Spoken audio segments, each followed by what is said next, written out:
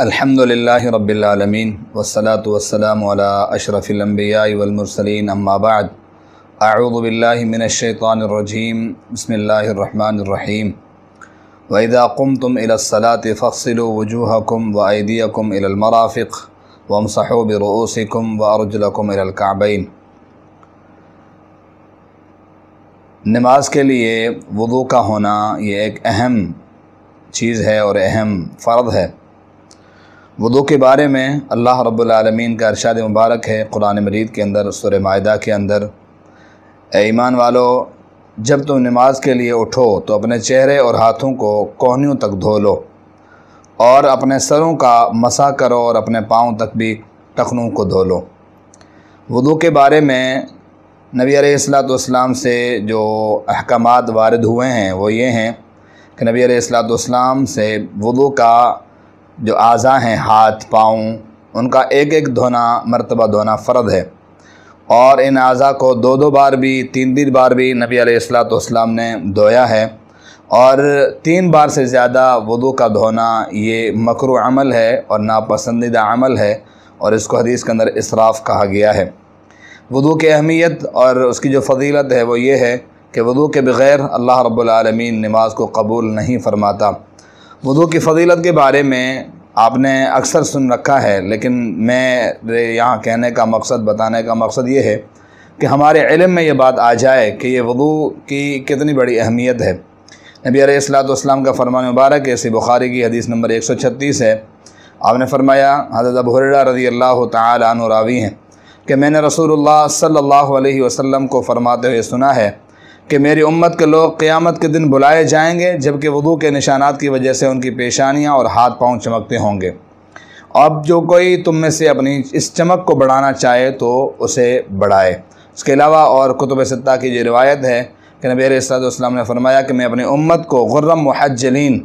ان کے چہروں کے آثار، ان کے چہروں کی چمک اور دمک کی وجہ سے میں ان کو پہچانوں گا۔ یعنی کہ معلوم ہوا کہ یہ وضو ایک ایسا عمل ہے جو انسان کرتا ہے نماز کے لیے، 5 وقتہ نمازوں کے لیے جب وضو کرتا ہے تو وہ جو وضو کے جو اعضاء ہیں، ہاتھ ہیں، انسان کا چہرہ ہے، انسان کے بازو ہیں، یہ کل قیامت کے دن چمک رہے ہوں گے، اور ان چمکنے کی وجہ سے ہی اللہ رب العالمین نبی علیہ السلام اپنے ان امتیوں کو پہچانیں گے۔ تو لہٰذا ہمیں چاہیے کہ ہم اس وضو کو صحیح طور پر، اچھے طور پر یعنی کہ کریں تاکہ ہماری نماز بھی قبول ہو اور ہمارے جو اعضاء ہیں ان کی چمک اور دمک بھی قائم اور دائم رہے۔ اب اس وضو کو سیکھنے کے لیے اور اس وضو کو صحیح طور پر کرنے کے لیے ہمیں ضروری ہے کہ ہم احادیث کا مطالعہ کریں اور ان کو دیکھیں، اور پھر اپنے وضو کو بھی صحیح طور پر یعنی کہ کریں اور پھر نماز کے لیے کھڑے ہو جائیں۔ تو وضو کا مسنون ہونا ایک اہم چیز ہے، کیونکہ جب ہم نماز اللہ رب العالمین کے رضا کے لیے پڑھتے ہیں تو نماز کا قبول ہونا یہ مشروط ہے وضو کے صحیح ہونے کے ساتھ۔ اگر ہمارا وضو صحیح ہوگا تو ہماری نماز بھی صحیح ہو جائے گی، اور اگر ہمارا وضو صحیح نہیں ہوگا تو پھر ہماری نماز کے اندر بھی خلل واقع ہو جائے گا۔ لہذا جو وضو ہے اس کے بارے میں نبی علیہ السلام کا جو فرمان ہے، سیدنا عثمان بن عفان رضی اللہ تعالی عنہ کے جو غلام ہیں مولا حمران، ان سے روایت ہے کہ انہوں نے سیدنا عثمان غنی رضی اللہ تعالی عنہ کو ایک دفعہ پانی کا برتن منگوایا عثمان غنی نے، اور اپنے ہاتھوں پر 3 مرتبہ پانی ڈال کر اپنے ہاتھوں کو دھویا، ہاتھوں کے کلائیوں تک،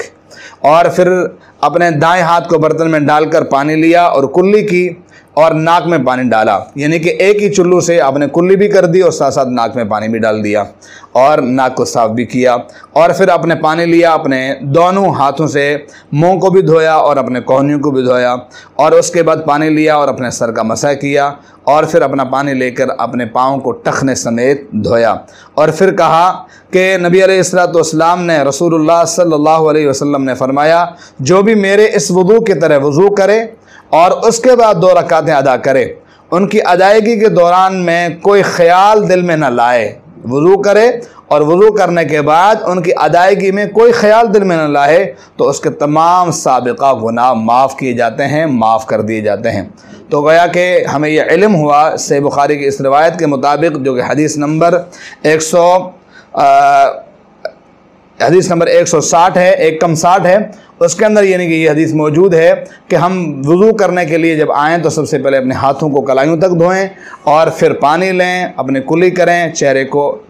سیدھے ہاتھ کی انگلی سے صاف کریں اور پھر اپنے ناک میں پانی دیں، ناک کو صاف کریں، اپنے چہرے کو